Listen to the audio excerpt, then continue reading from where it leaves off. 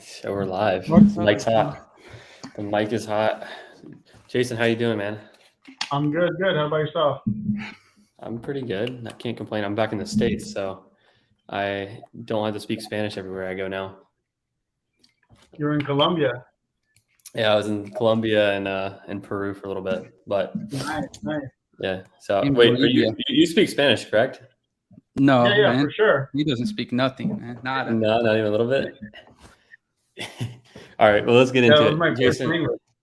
really? Are you from the Yeah, States, or are you from Are you yeah. from? Born and raised in Phoenix, man. But my mom only spoke Spanish. That's all I knew. Took That's ESL up crazy. all the way to the fourth grade. Oh, shoot. Really? Yeah, Heck yeah. That's crazy. That's crazy. All right, let's get into it. So today we got Jaysen out of Phoenix, Arizona. I'm sure you're probably glad it's not as hot anymore down there, temperature-wise, but maybe not about the real estate. But you're here. Y'all have a pretty freaking big team, and y'all scaled super quickly.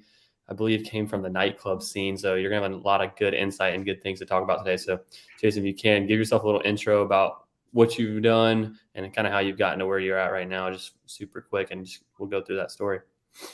Cool. Yeah. So me and my partner Sergio, we're pretty much promoting nightclubs for like the past 10, 12 years. From there, COVID happened, so shut everything down. And we thought it was going to be a 2 to 3 month shutdown. And when it turned into a 6 month thing, we had already like flipped the house once.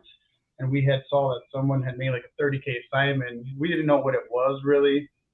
So we were actually going to buy some trucks and trailers and hire some people to actually just start a transportation company. Mm-hmm. But a buddy of ours was like, hey, you already fixed and flipped. You kind of know a little bit about wholesaling. Why don't you guys dive in? So we were doing it part-time. To be quite honest with you, got no traction whatsoever. And we're like, this shit doesn't really work.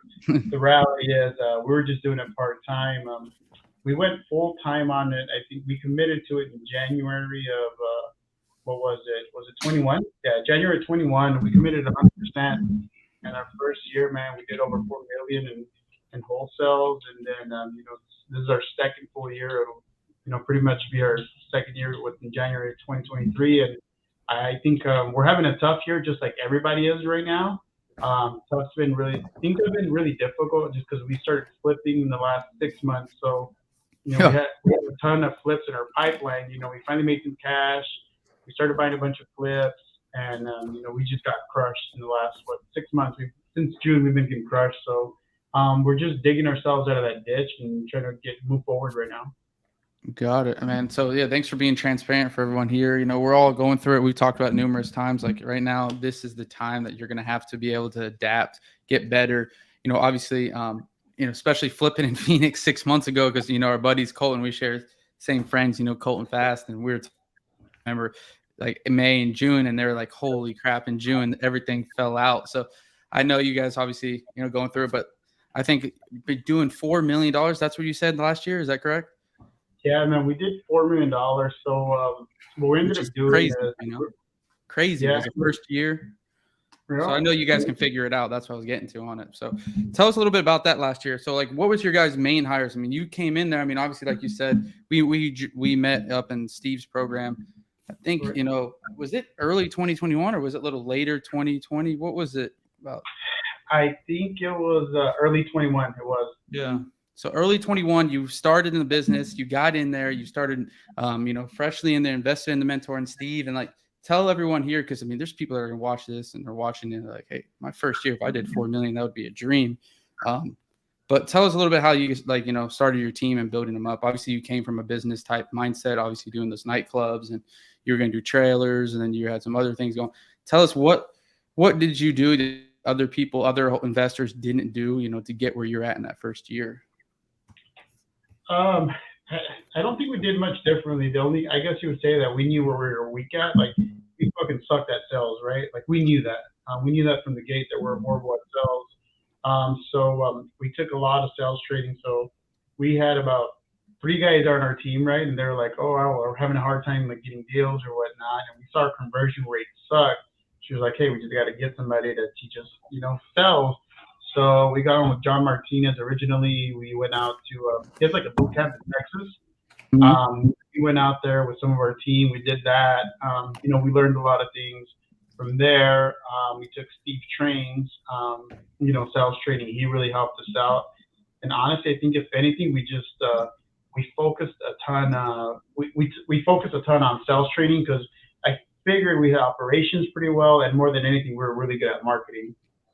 Sergio's just an operations genius when it comes to things. He could tell you to the cent how much we're spending on SMS, cold calling, our conversion rate. The guy has everything down to the T.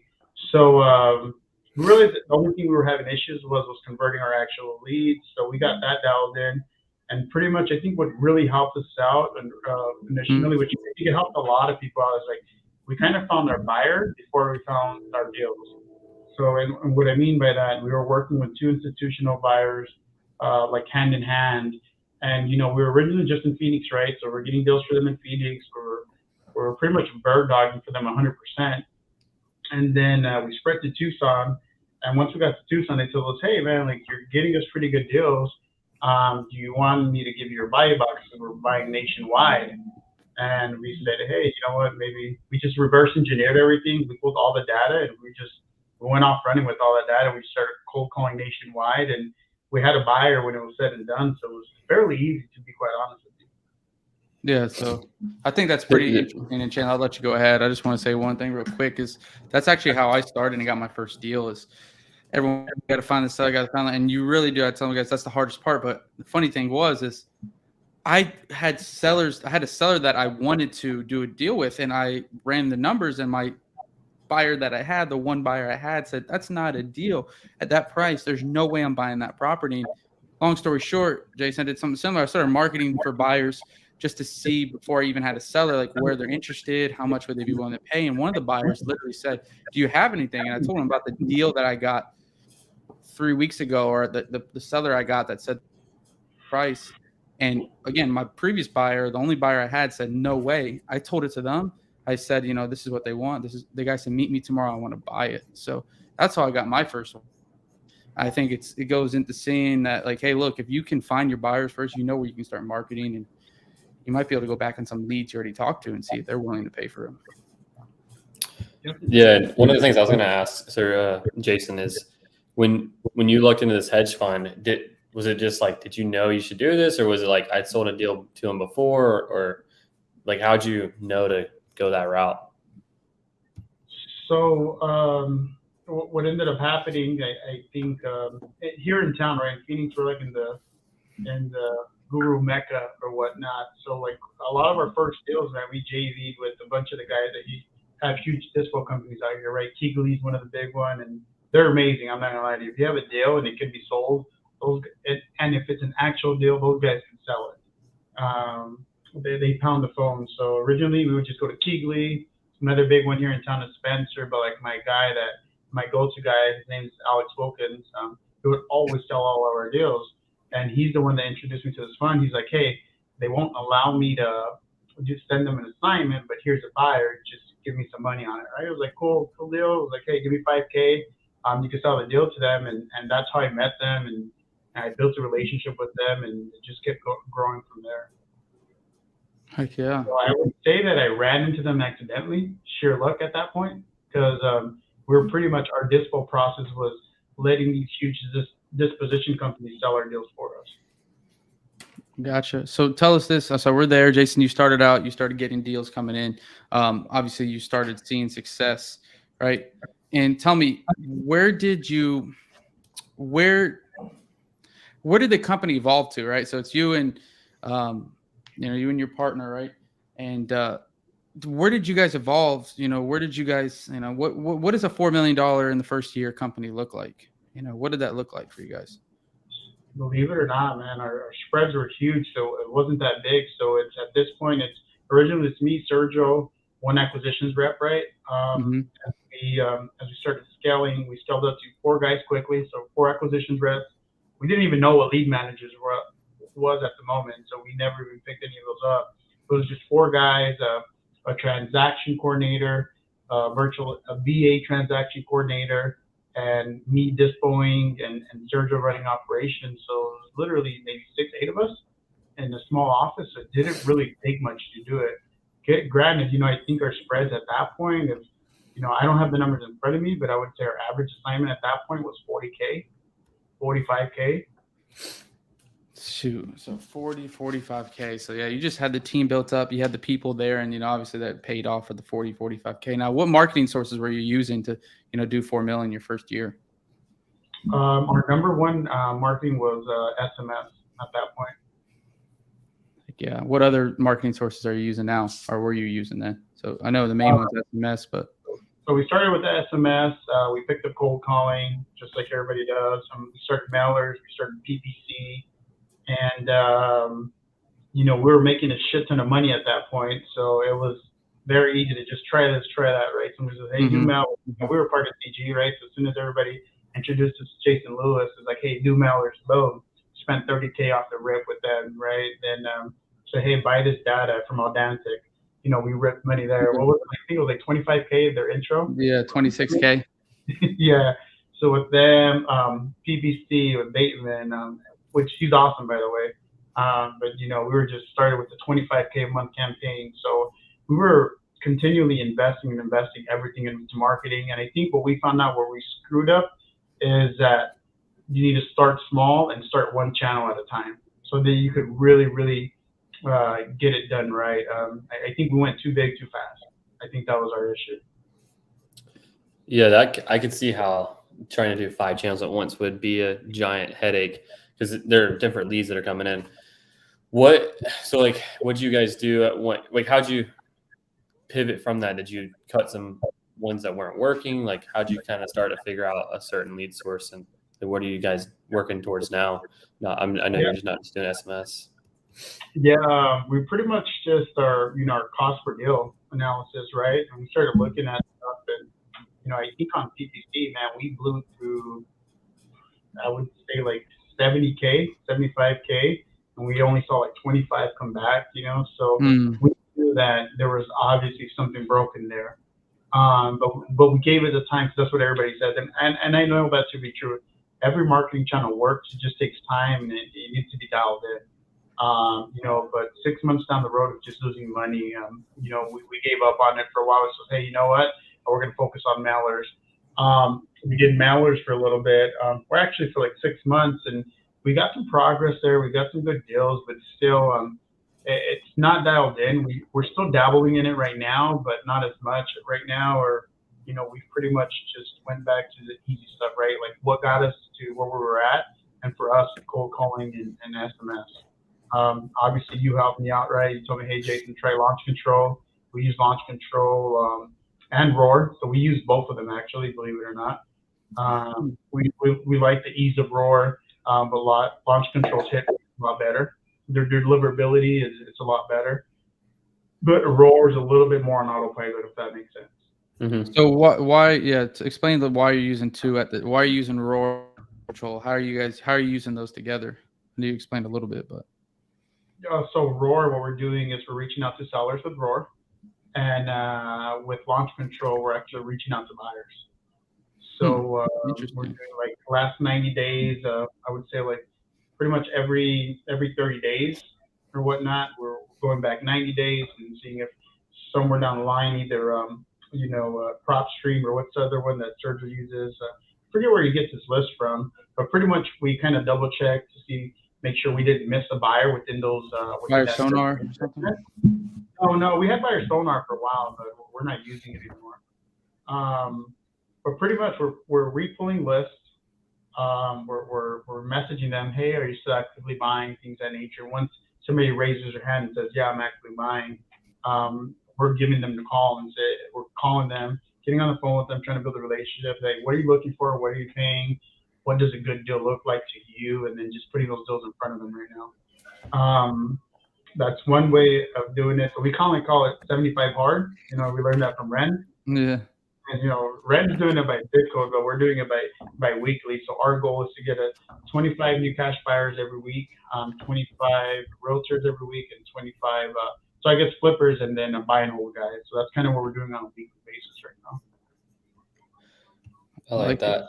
So I have a question. So kind of explain to the audience too, because I don't think most markets are quite as crazy as Phoenix.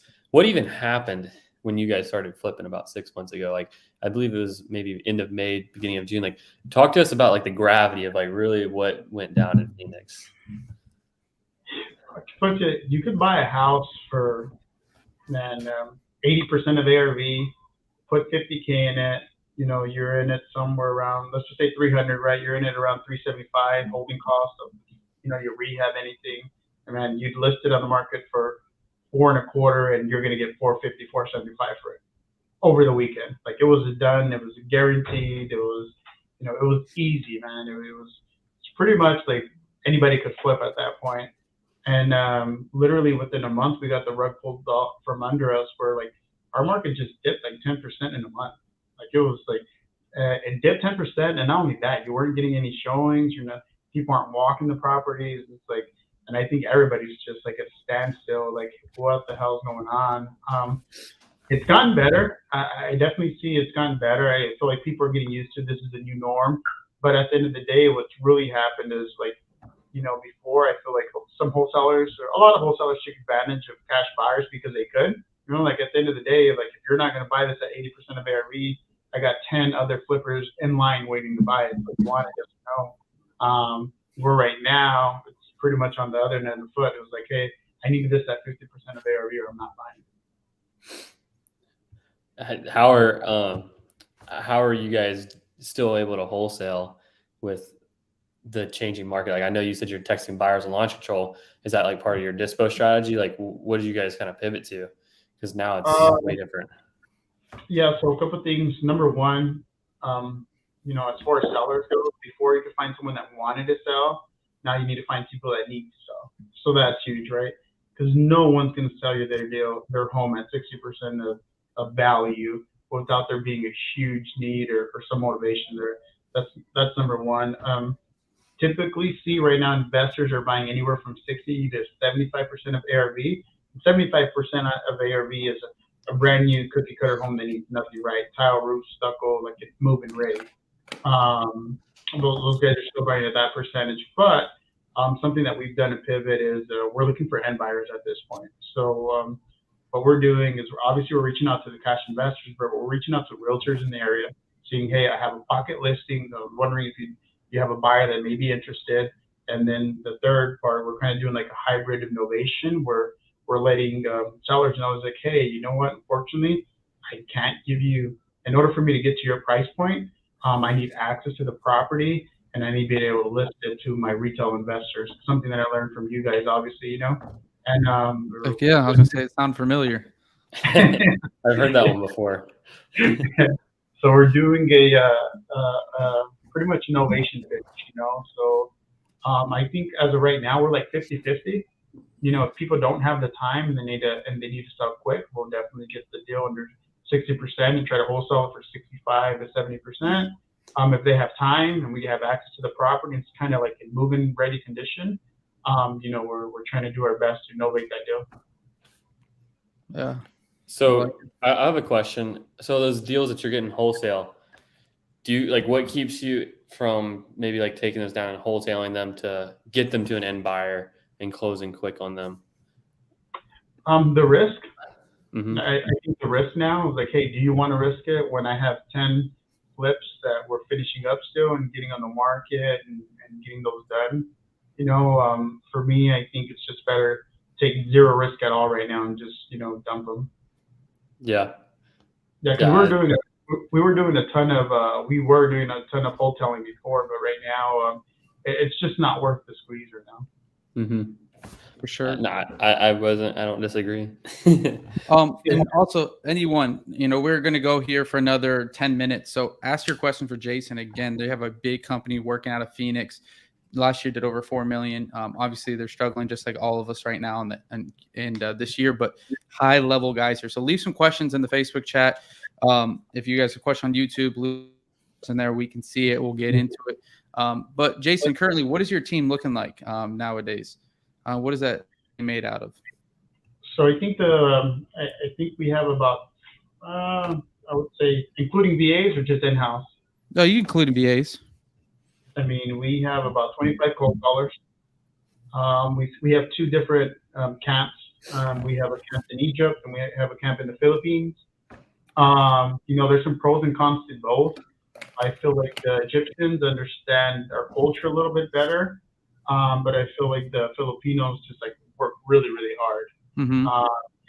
And they're priced right around the same price point. We're paying anywhere between like $3.50 to $5 an hour, depending on experience, skill level, and things of that nature. So we have that. We in-house, we have 5 acquisitions reps, I believe, right now, and 4 league managers in-house. We have a transaction coordinator with an assistant, and then we have 2 dispositions manager, which I'm sitting on one seat, and so is Frank. Got it. Nice.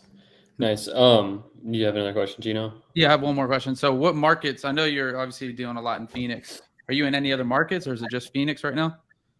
So right now we're doing Phoenix, Tucson, a little bit of Atlanta, not much. It's just pretty much like old data that we have in there that recycles from time to time. A lead will come in there. But for the most part, it's Tampa and Jacksonville, Phoenix and Tucson. So because I mean, right now, guys, we're going through, like we've all during this podcast and obviously now in some of my YouTube videos, a lot of things are happening.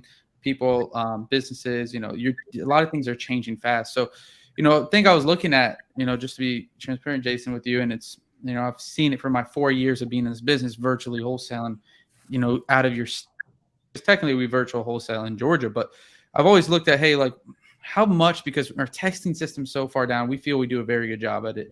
Like how hard would it be to go to another market? And what do you guys like? Is there anything when going into another market like those areas, or is it just like, I know these areas are hot? Because I know that's like kind of my thing. Like I know this Florida area is hot. Like why don't we just go? Like, is there any other stuff you're looking at? Obviously you need a runner to take pictures. You need certain things, but like, is there anything else you're looking at when you're evaluating another market?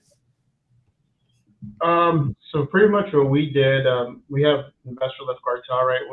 That's one of the things that we used to help us this for. But we looked at, they have an area where they'll show you maps and where people are flipping the most and where there's mill deals going on.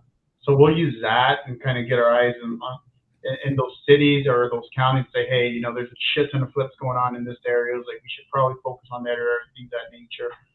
That's actually how we're doing our PPC, and it's actually the class that they were showing the other day, saying, hey, you know what, if you want to do PPC and you want to just go straight to investor lift, you could do these things. And we kind of pretty much took that, their concept, but we did it with cold calling.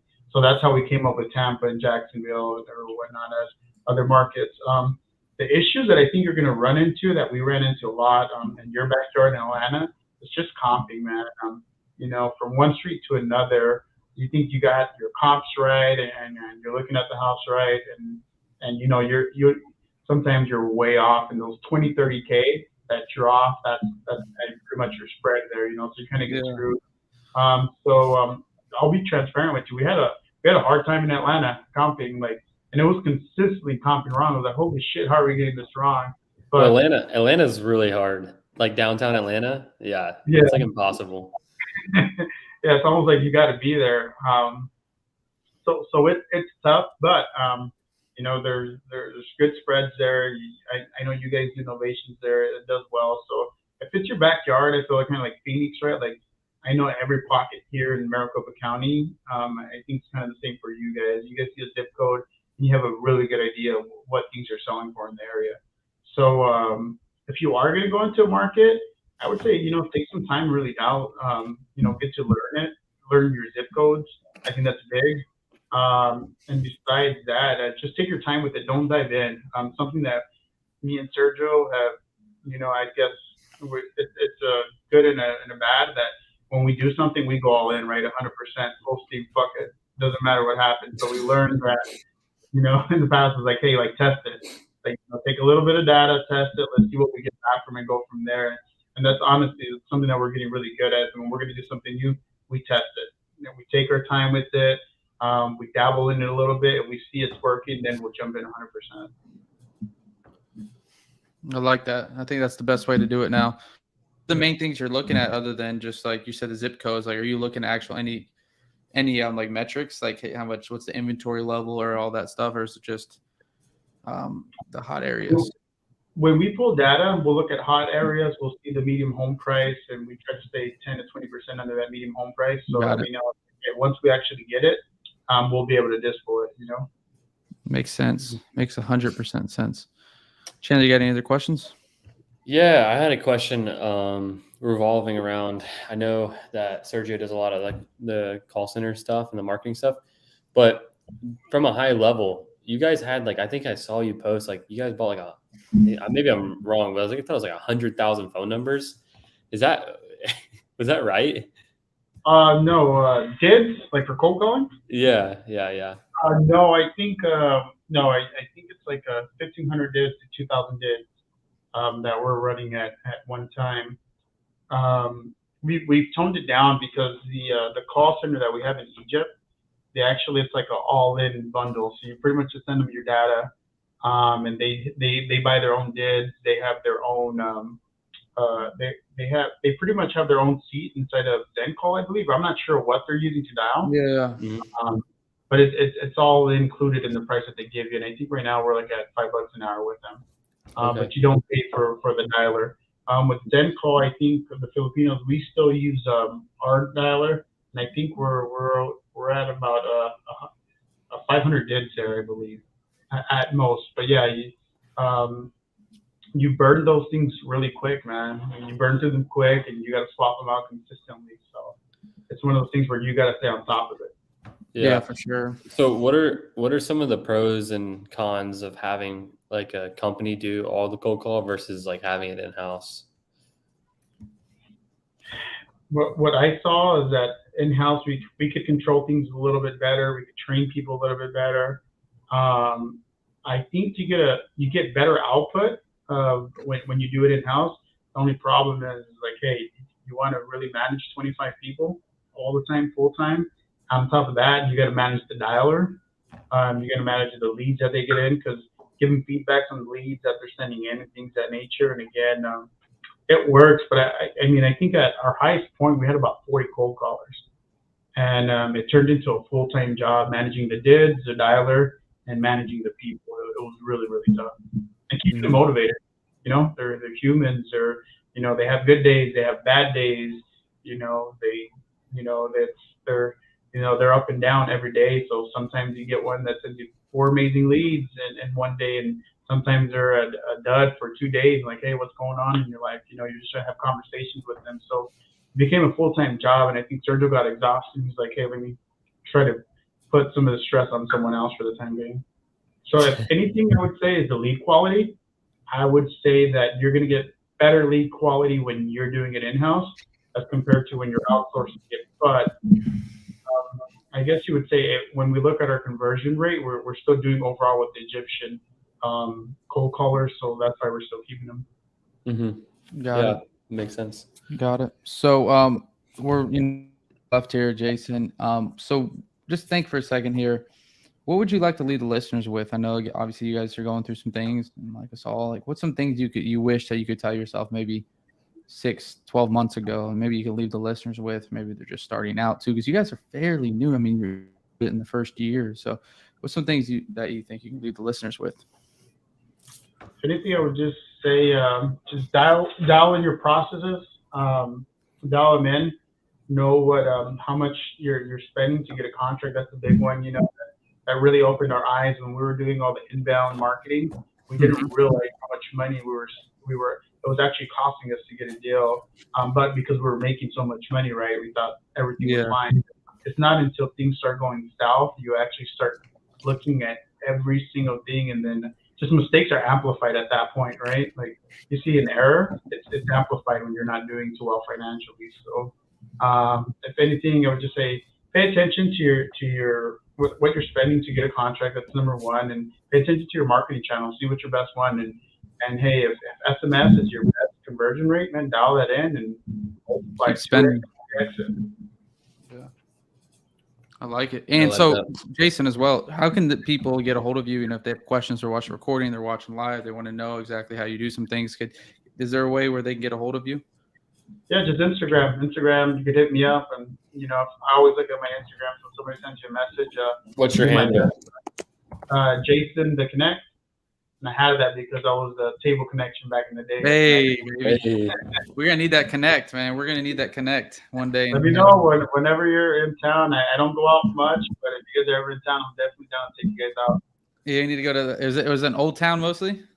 So we were always in downtown Phoenix, like all the Latin clubs, but I don't know what's going on downtown anymore, man. It's been a minute, but yeah, Old Town popping. Every time I see all my guys, they're out in Old Town having a good time.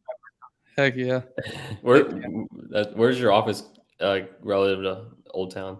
We're on Central and Thomas, so downtown Phoenix right now.